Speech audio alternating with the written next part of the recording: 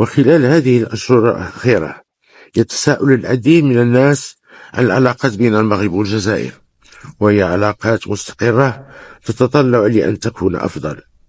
وفي هذا الصدد نؤكد مرة أخرى لإخواننا الجزائريين قيادة وشعبا أن المغرب لن يكون أبدا مصدر أي شر أو سوء، وكذا الأهمية البالغة التي نوليها لروابط المحبة والصداقة والتبادل والتواصل بين شعبينا.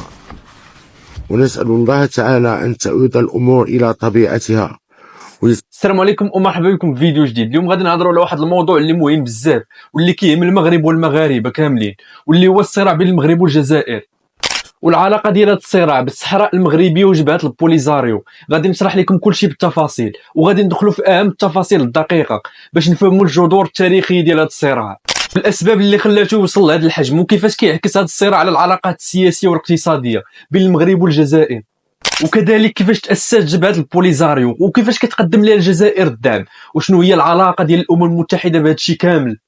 ولكن قبل ما نبداو ما فيها باس تخلي اشتراك في القناة وفعل زر الجرس باش يبقاو يوصلوا كاع الفيديوهات الجداد، وخلي معاك شي تعليق زوين بحالك، ويا الله نبداو. باش نفهموا مزيان من بداية الصراع خاصنا نرجعوا لوقت الاستعمار الفرنسي والإسباني في المنطقة. المغرب حصل على الاستقلال ديالو سنة 1956، وهذا الشيء خلاه يبغي يرجع الاراضي اللي كانت تحت السيطره الاستعماريه بما فيها الصحراء.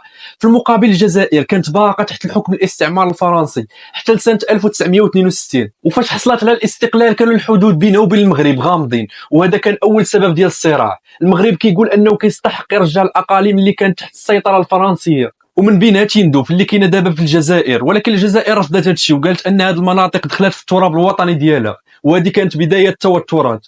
اول حاجه خصنا نعرفوا شنو هي البوليزاريو. البوليزاريو او الجبهه الشعبيه لتحرير الساقيه الحمراء وادي الذهب تاسست سنه 1973 فاش كانت الصحراء مازال تحت الاستعمار الاسباني. مجموعه من الشباب الصحراويين اللي كانوا كيعارضوا الاستعمار الاسباني اسسوا هذه الحركه بهدف تحرير الصحراء، وفي البدايه كانت الحركه ديالهم كتركز على مواجهه الاستعمار الاسباني وتحقيق الاستقلال للمنطقه. في السبعينيات والثمانينيات كانت البوليزاريو كتقوم بعمليات مسلحه ضد الجيش المغربي، وبقات المواجهه لسنين طويله، وهذا الشيء اللي خلق توترات كبيره في المنطقه. والمغرب من جهته حاول يبني حزام امني واللي كان عباره عن جدار كبير كيمتد على الطول ديال الصحراء باش يحمي الاراضي ديالو من الهجمات ديال البوليزاريو.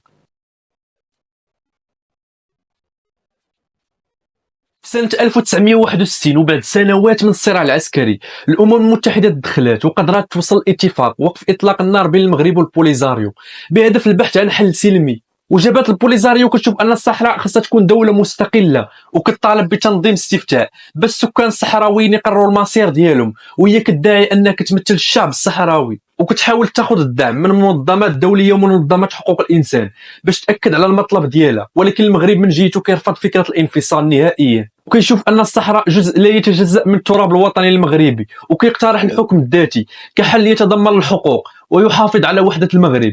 وفي الوقت اللي المغرب كان كيحاول يرجع الصحراء، الجزائر من جهتها كانت كتدعم تأسيس جبهة البوليزاريو في سنة 1973، وهي حركة كتطالب بالاستقلال. والجزائر كانت كتشوف ان دعم البوليزاريو هو دعم لحق تقرير المصير ديال الشعب الصحراوي، ولكن المغرب كان كيشوف هذا الدعم تدخل خارجي في الشؤون الداخليه ديالو. والجزائر بدات كتوفر الدعم العسكري والمادي للبوليزاريو وحتى معسكرات ديال اللاجئين في تيندوف. المغرب دخل في مواجهات عسكريه مباشره مع البوليزاريو على مدار سنين طويله خصوصا في الثمانينيات، وكانت كتعيش المنطقه توترات كبيره. ومن بعد الاستقلال ديال الجزائر زادت التوترات لانه بدا الصراع بين الطرفين على الاراضي الحدوديه. وفي سنه 1963 ناضت اول مواجهه عسكريه معروفه باسم حرب الرمال. المغرب كان بغى يرجع بعض المناطق اللي كيعتبرها مغربيه، ولكن الجزائر تشبتات بهم، وهذا الشيء ادى لمواجهات عسكريه صغيره. الحرب زادت السم في العسل وخلات العلاقات تولي بارده بزاف من هذيك الفتره. الصراع بين المغرب والجزائر ماشي غير صراع سياسي، ولكن كينعكس على حتى الحياه اليوميه ديال الشعبين. الحدود مسدوده بيناتهم منذ سنه 1994. من الناحيه السياسيه بزاف ديال الموارد كتضيع بسبب هذا الصراع، حيث كل بلاد كيحاول يكون عنده النفوذ الاكبر، ومخلي المشاكل الحقيقيه بحال البطاله والتعليم والصحه جانبا للاسف. واليوم الملف ديال الصحراء باقي مطروح عند الامم المتحده، والمغرب كيتمسك بالحكم الذاتي كحل سلمي. في المقابل الجزائر والبوليزاريو باقيين كيأكدوا على مبدا تقرير المصير. ومؤخرا كنشوفوا ان التوترات بدات من جديد، خصوصا مع التحركات الدبلوماسيه ديال المغرب اللي قدر يحقق اعترافات دوليه بالسياده ديالو على الصحراء. وحتى بعض الدول الافريقيه اللي فتحوا قنصليات في العيون والداخله، وهذا كيبين ان المغرب كيولي اقوى على الصعيد الدولي. ولكن الجزائر مازال كتعارض التطورات وكدير مجهودات باش تبقى محافظه على الموقف ديالها. وهنا غنكون وصلنا للنهايه، وهذا كان هو الفيديو ديالنا اللي حاولنا نفسروا فيه الاسباب اللي خلات الصراع بين المغرب والجزائر يوصل لهذه المرحله. وانتم شنو بان لكم؟ شنو هو الحل اللي غيخلي هذا الصراع ينتهي بمره؟ وإلا عجبك الفيديو خلي لايك واشترك في القناه وفعل زر الجرس باش يبقاو يوصلوك كاع الفيديوهات الجايين. مع السلامه.